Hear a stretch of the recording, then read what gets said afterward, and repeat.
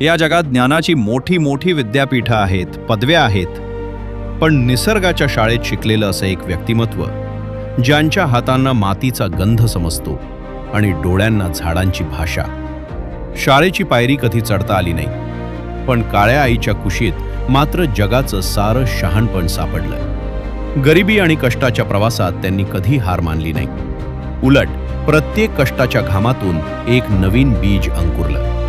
मोठमोठे शास्त्रज्ञ आणि वन अधिकारी जिथे पुस्तकात उत्तरं शोधतात, तिथे तुळशीजी फक्त झाडाला स्पर्श करून त्याचं गुपित सांगतात. त्यांना कोणी एन्सायक्लोपीडिया ऑफ फॉरेस्ट म्हणतं, तर कोणी वृक्ष देवता, पण त्या स्वतःला मात्र फक्त या जंगलाची एक लेक मानतात. हजारो झाडं, लाखो बिया आणि कित्येक वर्षांची तपश्चर्या.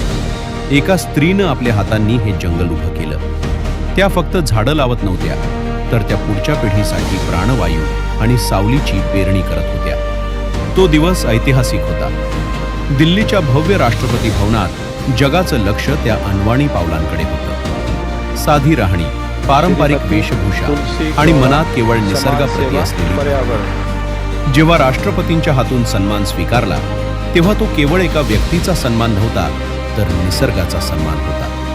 पुरस्कारांच्या झगमगाटापेक्षा त्यांना आजही आपल्या मातीची ओढ जास्त आहे. त्या म्हणतात, पुरस्कार कपाटात राहतील, पण मी लावलेली झाडं अनंत काळ श्वास देत राहतील. अनवाणी पावलांनी निसर्गाच्या वाटेवर चालणाऱ्या या वनमातेचा हा प्रवास आपल्या सगळ्यांसाठी एक अखंड प्रेरणा आहे.